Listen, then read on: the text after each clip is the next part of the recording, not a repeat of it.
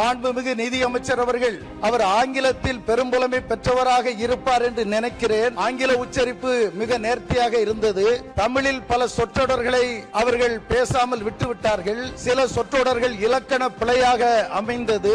நமது நிதியமைச்சர் அவர்கள் வருங்காலத்தில் அந்த பிழையின்றி பட்ஜெட் வாசிக்கக்கூடிய வாய்ப்பு அவருக்கு இருக்குமேயானால் நீங்கள் அதற்கான முயற்சிகளை செய்ய வேண்டும் என்று பணிவோடு நான் கேட்டுக்கொள்கின்றேன். நிதியமைச்சர் என்னோடு தமிழ் வகுப்பு எடுத்துக்கொள்ள வேண்டும் என்று சொன்னார். அப்படி பார்த்தால் மதிப்பிற்குரிய எதிர்க்கட்சி தலைவர் என்ன சங்க தமிழில் பேசுகிறார், அவரே இயல்பான தமிழில் தான் பேசுகிறார். விரைவா முடிக்கணுங்கிறதுக்காண்டி ஊடால அதை நான் சேர்த்துக்கிட்டு வேகமா போறேன். என் ஒரிஜினல் நடையில்னா இவ்வளவு வேகமா நான் போக மாட்டேன்.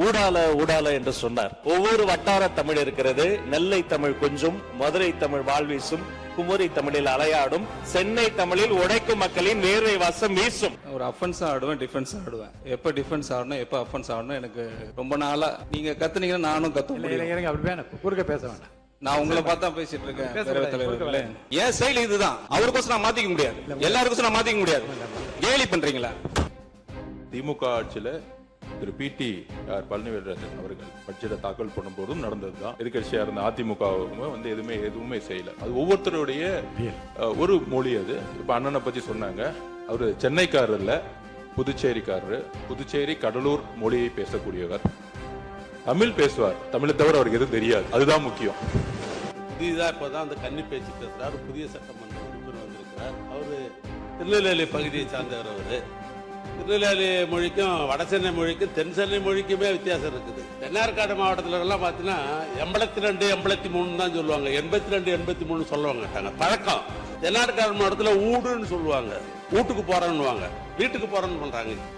அந்தந்த மாவட்டத்தில் இருக்கிற பழக்க வழக்கங்கள். நீர்வளத்துறை அமைச்சர் அவர்களிடம் ஒரு சிறப்பு என்னவென்றால், நாங்கள் தெற்கு திருநெல்வேலி பகுதி, தென்காசி பகுதியில் இருந்து உங்களை பார்க்கிறோம். நாங்கள் சென்னை தமிழை பேச வைத்து ரசிப்பது உண்டு. கொங்கு நாட்டு தமிழை நண்பர்களை பேச வைத்து ரசிப்பது உண்டு. நீங்கள் கட்சி பிரச்சார மேடையிலே பேசியவற்றை நான் கேலியாகவோ கிண்டலாகவோ சொல்லுகிற இயல்புடையவன் அல்ல. உங்களுடைய அந்த சென்னை தமிழை சில நேரம் நாங்கள் ரசித்து பார்ப்பது உண்டு. ஆனால் பக்கம் 88 நிதிநிலை அறிக்கையில் மிகப்பெரிய தவறாக நீர்வளத்துறையினுடைய செய்திகள் இடம்பெற்றிருக்கின்றன. அதில் நீங்கள் என்ன சொல்ல வருகிறீர்கள் என்றால், நதிகளை இணைக்கின்ற அந்த திட்டத்தை கடந்த கால அரசுகள் மிகவும் தாமதப்படுத்தியதால் வேளாண் உற்பத்தி பாதிக்கப்பட்டிருக்கிறது என்று குறிப்பிட்டீர்கள். நதிகளை இணைப்பதற்கு தமிழ்நாடு அரசு என்னென்ன திட்டங்களை வைத்திருக்கிறது என்பது ஒரு பக்கம் இருக்கட்டும். தமிழ்நாட்டில் 32 முக்கிய நதிகள் இருக்கின்றன. அதில் 3 நதிகள் தான் இதுவரை இணைக்கப்பட்டு செயல்பாட்டுக்கு வந்திருக்கின்றன. அந்த 3 நதிகள் எவை என்றால், நான் தண்ணீர் குடித்து வளர்கின்ற தாமிரபரணி நதி, கருமேனியாறு, நம்பியாறு நதிகள் இணைக்கப்பட்டிருக்கின்றன. இந்த 3 நதிகளையும் இணைத்த புத்துலக சிற்பி டாக்டர் கலைஞர் என்பதை இங்கே பணிவோடு நினைவுபடுத்துகின்றேன். 2009ஆம் ஆண்டு தொடங்கப்பட்ட அந்த திட்டம் பிப்ரவரி 2026 திராவிட மாடல் அரசின் முதல்வர் தலைவர் மு.க. ஸ்டாலின் அவர்களால் நிறைவு பெற்றிருக்கிறது என்பதை சுட்டிக்காட்டுகிறேன். அது 1600 கோடி திட்டம். ஆனால் நீர்வளத்துறை அமைச்சரான நீங்கள் காவிரி வைகை குண்டாறு திட்டம் எங்கள் ஆட்சியில் செயல்படுத்தப்படும் என்று பட்ஜெட் பக்கம் 88 தெரிவித்துள்ளீர்கள். நான் கவலையோடு சுட்டிக்காட்ட விரும்புகிறேன். இந்த திட்டம் 2014ஆம் ஆண்டில் செயல்பாட்டுக்கு வரும் என்று அறிவிக்கப்பட்டு நிதிகள் ஒதுக்கப்பட்டு ஒரு பக்கத்திலே ஒரு 9 கிலோமீட்டர் தூரத்திற்கு தேவையான நிலங்களும் ஆர்ஜிதம் செய்யப்பட்டுள்ளன. ஆனால் நீங்கள் 150 கோடி ரூபாய் ஒதுக்கிவிட்டு நமது நதிகளை விரைவாக இணைக்கப் போகிறோம் என்று சொல்வது இந்த காவிரி வைகை குண்டாறு இணைப்பு திட்டத்தில் சாத்தியமில்லை. ஏனென்றால் 3 கட்டங்களாக நிறைவேற்றப்பட வேண்டிய இந்த திட்டத்தின் மொத்த தூரம் 262 கிலோமீட்டர். இன்றைய மதிப்பீட்டில் தேவைப்படுகிற நிதி 16,000 கோடி. அதில் பாதி தெற்கு வெள்ளாறு வரை நிறைவேற்றலாம் என்று சொன்னால் தேவைப்படுகிற நிதி 7,000 கோடி. நீங்கள் ஒதுக்கி இருப்பது 150 கோடி தான். அதிலும் எதிர்க்கட்சியாக இருக்கின்ற பழைய அரசுகள் ஒழுங்காக உரிய நேரத்தில் நதிகளை இணைக்கின்ற திட்டத்தை நிறைவேற்றவில்லை.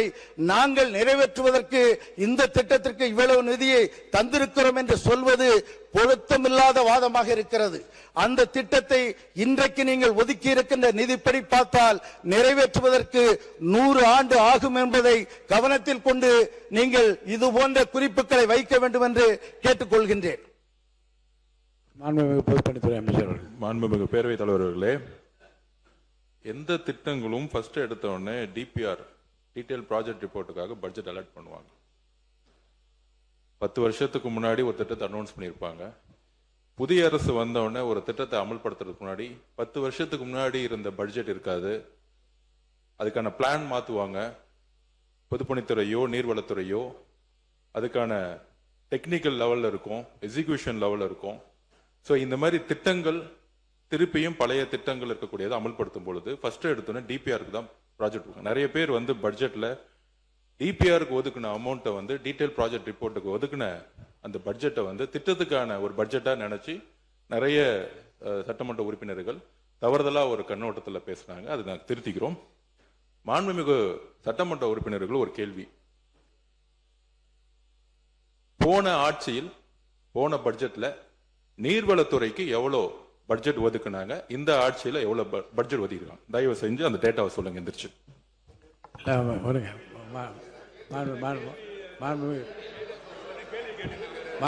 உரிய நேரத்தில் உங்களுக்கு பதில் சொல்லுவோம். ஆனா மாண்புமிகு பொதுப்பணித்துறை அமைச்சருக்கு சொல்றேன், மாண்புமிகு பொதுப்பணித்துறை அமைச்சர்களுக்கு சொல்றேன், நீங்க சொல்ற நான் பேசுறேன். மாண்புமிகு நீர்வளத்துறை அமைச்சர் சொல்லுங்க. நீர்வளத்துறை அமைச்சர் சொல்லுங்க. இல்ல மாண்புமிகு பேரவைத் தலைவர் அவர்களே, உறுப்பினர் வந்து டேட்டாவோட எல்லாமே வந்து அவர் சொல்றாரு. பட்ஜெட் உரையில வந்து இது மாதிரி நாங்க 150 கோடி இதெல்லாம் சொல்றாரு. டிபிஆர்ன்றத முதல்ல நாங்க அதை தயாரிச்சுட்டு அவர் இதெல்லாம் நடக்கிறதுக்கு 100 வருஷம் ஆகுன்றாரு. இந்த அரசால எல்லாத்தையும் எங்களால செய்ய முடியும் என்பதை நாங்க கூடிய விரைவில் நிரூபிப்போம் என்பதை தெரிவிச்சு. மாண்புமிகு அமைச்சர் அவர்களுக்கு உங்க பட்ஜெட் புத்தகத்தில் இருக்கிற வாசகங்கள் நீர்வளத்துறையினுடைய திட்டமிடத்துறையில் நடந்து கொண்டிருக்கின்ற அந்த வேலைகளின் அடிப்படையில் தான் நான் பேசுகிறேன். 10-15 ஆண்டுகளாக நீர்வளத்துறையினுடைய திட்டமிடுதல் துறைக்கு நான் எங்கள் பகுதியினுடைய நீர்த்திட்டங்களுக்காக ரெகுலராக செல்லுகிறவன்.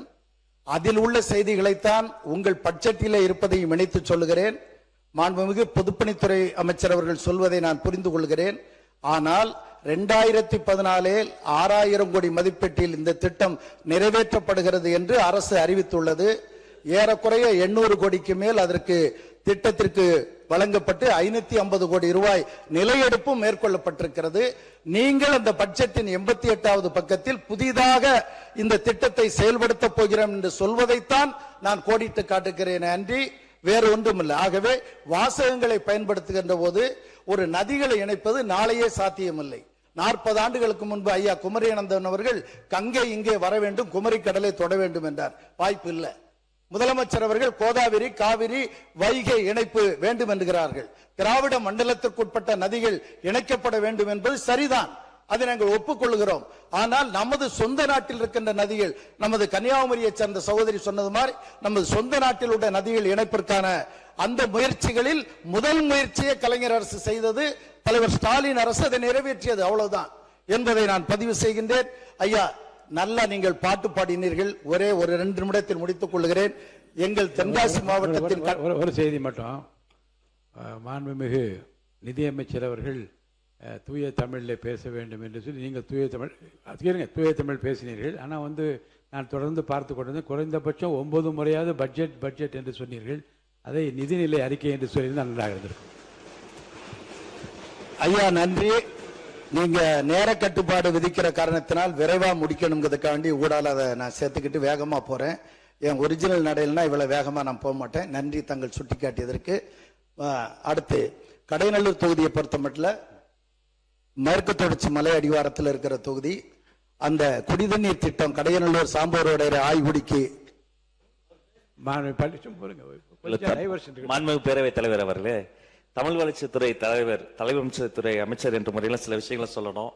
திடீரென நீங்கள் குறுக்கீடு செய்தவுடன் அவர் அறியாமல் ஊடால என்று சொன்னார். அதே போல ஒவ்வொருத்தருக்கும் இயல்பான தமிழ்ல பேசலாம். ஒவ்வொரு வட்டார தமிழ் இருக்கிறது. நெல்லை தமிழ் கொஞ்சும், மதுரை தமிழ் வாழ்வீசும், குமரி தமிழில் அலையாடும், சென்னை தமிழில் உழைக்கும் மக்களின் வேர்வை வாசம் வீசும். அன்பிற்கினிய சகோதரர் வாஞ்சையோடு எனது தமிழை பாராட்டி நிதியமைச்சர் என்னோடு தமிழ் வகுப்பு எடுத்துக்கொள்ள வேண்டும் என்று சொன்னார். அப்படி பார்த்தால் மதிப்பிற்குரிய எதிர்க்கட்சி தலைவர் என்ன சங்க தமிழிலால் பேசுகிறார்? அவரே இயல்பான தமிழில் தான் பேசுகிறார். அப்படி வகுப்புகள் நடத்த வேண்டும் என்றால் நேர்மையான ஒரு நிதி நல்கைக்காக, நேர்மையான ஒரு நிதி பட்ஜெட்டை கூட்டத்திற்காக நிதியமைச்சர் ஒரு வகுப்பு நடத்த வேண்டும். அதில் அனைத்து கட்சி உறுப்பினர்கள் வந்து கலந்து கொள்ள வேண்டும் என்று உங்கள் மூலமாக கேட்டுக்கொள்கிறேன்.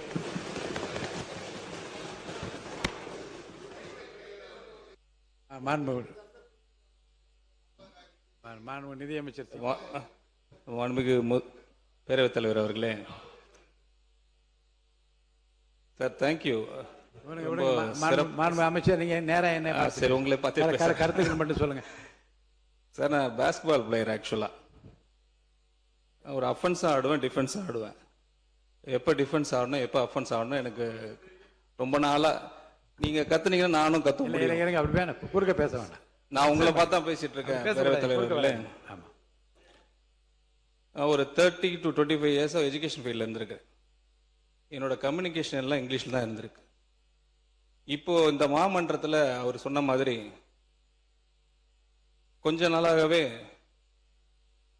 உருவ கேலி பண்றது, பொதுவா சொல்றேன், ஜாதி ரிலேட்டடா பண்றது, பெண்கள் ரிலேட்டடா பண்றது, இப்ப மொழி ரிலேட்டடா வந்துட்டாங்க. செயல் மட்டும் சொல்லிட்டு இருக்காரு எங்க தலைவர் இருக்காங்க. எனக்கு ஒரு மொழி என்னோட கிறிஸ்டியானிட்டி கத்து கொடுத்துருக்கு. அன்பு மொழி, அமைதி மொழி, இரக்கத்தின் மொழி. இது பாதி பேருக்கு எவ்வளவு தமிழ் படிச்சாலும் தெரியாது. நான் பைபிள்ல படிச்சிருக்கேன், பார்ன் கிறிஸ்டியன். உங்களுக்கு அந்த மொழி தான் வேணும்னா நீங்க லோக்சபால உங்களோட மதுரை எம்பியா இருந்தாரு, மினிஸ்டரா இருந்திருக்கிறவர், இது வரைக்கும் 5 வருஷமா மினிஸ்டரா இருந்து 5 வருஷமா அங்க டேர்ம்ல இருந்திருக்காங்க. ஒரு நாளும் அந்த பார்லிமெண்ட்ல பேசுனதே கிடையாது.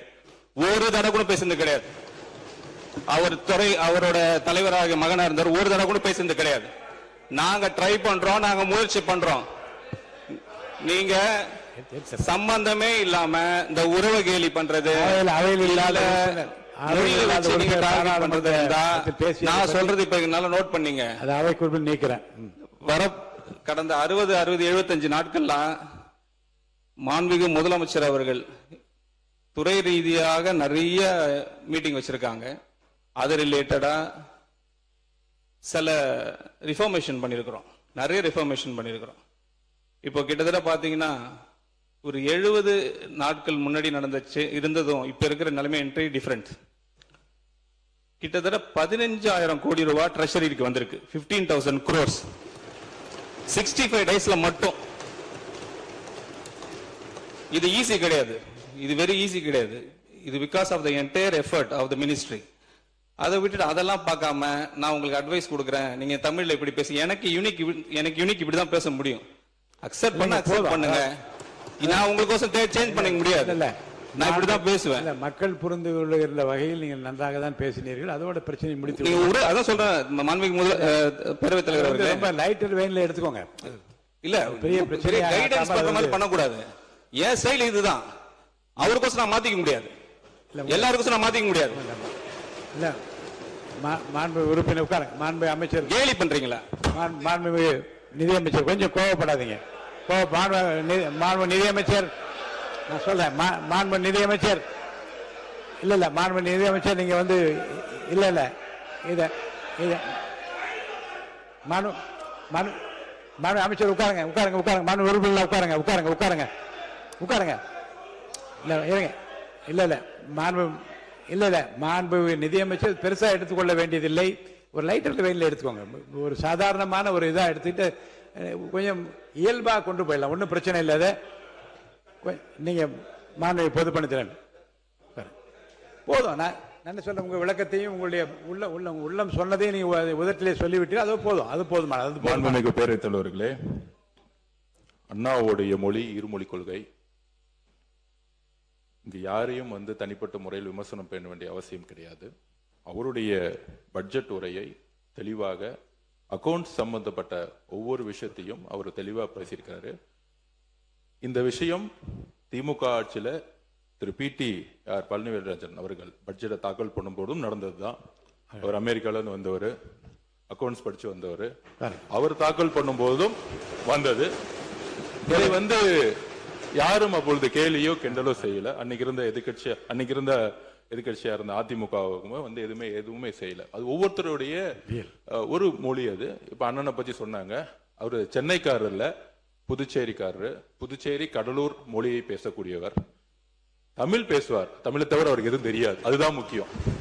அதனால சில வார்த்தைகள் நாங்கள் எப்பயுமே மரபுப்படி நீங்க there is action, அதாவது where is action there is action சொல்லுவாங்க. நீங்க சொல்லக்கூடிய வார்த்தைகள் பதில் கொடுக்கிற இடத்துக்கு நாங்க வராமல் உங்களுடைய கருத்துக்களையும் திட்டங்களையும் பாலிசியும் பேசினா பெட்டரா இருக்கும் நாங்க நினைக்கிறோம். ஒரு முக்கியமான செய்தி சொல்லிடுறேன். இருங்க. பொது பொது மாண்புமிகு பேரவைத் தலைவர்களே, நிதியமைச்சர் ரொம்ப சீரியஸாக ஆகியது. இவர் வழக்கத்தில் நீங்க பேசுற வழக்கில் நீங்க பேசுறீங்க, அது ஒன்றும் தவறு இல்லை. அவர் புதிய சட்டமன்ற உறுப்பினர். இப்போ நாங்கள் யாராவது சொல்லியிருந்தோம் நீங்கள் யாரும் வருத்தப்படலாம். ஒரு புதியதாக இப்போ தான் அந்த கன்னி பேச்சு பேசுகிறார். ஒரு புதிய சட்டமன்ற உறுப்பினர் வந்திருக்கிறார். அவர் திருநெல்வேலி பகுதியை சார்ந்தவர். அவர் திருநெல்வேலி மொழிக்கும் வட சென்னை மொழிக்கும் தென் சென்னை மொழிக்குமே வித்தியாசம் இருக்குது. தென்னார்காடு மாவட்டத்தில் எல்லாம் பார்த்தீங்கன்னா 82, 83 தான் சொல்லுவாங்க. 82, 83 சொல்லுவாங்க கேட்டாங்க. பழக்கம் வீடுன்னு சொல்லுவோம் பல பேர். தென்னார்காடு மாவட்டத்தில் ஊடுன்னு சொல்லுவாங்க. வீட்டுக்கு போறேன்னுவாங்க, வீட்டுக்கு போறேன்னு பண்றாங்க. அந்தந்த மாவட்டத்தில் இருக்கிற பழக்க வழக்கங்கள். அவர் ஆங்கில பள்ளிக்கூடத்தில் படித்தவர். ஏன்னா அவர் மாப்பிள்ளையா இருக்கும்போது எனக்கு அவருக்கு தெரியும். ஏன்னா என்னுடைய அண்ணனுடைய மாப்பிள்ளானால அவர் கல்யாணம் பண்ற காலத்திலே தெரியும். அப்படிதான் பேசுவார் அவர், எனக்கே தெரியும். அதுவும் தமிழ்நாட்டை பொறுத்தவரைக்கும் இருமொழி கொள்கை உள்ள மாநிலம் இந்த மாநிலம். ஆங்கிலமும் தமிழும் இரண்டும் உள்ள மாநிலம். அவர் கன்னி பேச்சில வந்து ஒரு நகைச்சுவையாக சொல்லுன்ற அடிப்படையில் சொல்லப்பட்டதே ஒழிய அதான் நீங்க சீரியஸ் ஆகணும்னா நீங்க எப்பவுமே நீங்க பேசுற மாதிரி. இன்னொரு முக்கியமான செய்தி சொல்லிடுறோம். இது தொடர்பாக பொது நடைமுறை விதிகள், பேரவை விதிகள்ல 86 பேரவையின் அலுவல் தமிழிலோ ஆங்கிலத்திலோ இரு மொழிகளிலுமோ நடைபெறலாம். தமிழ்லையும் பேசிட்டு இங்கிலீஷையும் பேசிட்டு தமிழ்லையும் பேசலாம். இன்னொரு சுவையான செய்தி உங்களுக்கு சொல்றேன். இதே அவையில் மாண்புமிகு முதலமைச்சராக புரட்சித் தலைவர் அம்மா உட்கார்ந்து இருப்பார்கள். எதிரில் திரு கோபிநாத் என்கின்ற ஒரு மாண்பு உறுப்பினர் இருப்பார். அவர் ஓசூரை சேர்ந்தவர். அவர் திடீரென்று தமிழ் பேச வர தெலுங்குல பேச ஆரம்பித்து விடுவார். அம்மா சிரித்து கொண்டே சொல்வார்கள், நீங்க தெலுங்குலே பேசுங்கள் என்று. தெலுங்கிலே அம்மா பதில் சொல்வார். ஆக மொழியை காட்டிலும் எந்த உணர்வோடு சொல்லுகிறோம் என்பதை மக்களும் மாமன்ற உறுப்பினர் புரிந்து கொண்டார்களா இல்லையா என்பதுதான் பிரச்சனை. அந்த வகையில் இப்போது மாண்புமிகு நிதியமைச்சர் இதை புரிந்து கொண்டிருப்பார், மாண்புமிகு உறுப்பினர் புரிந்து கொண்டிருப்பார். புரிந்ததில் இருப்பதனால் இத்தோடு முடித்து விடுகிறோம். அடுத்த கட்டமாக அடுத்த உறுப்பினரை நான் பேச அழைக்கின்றேன்.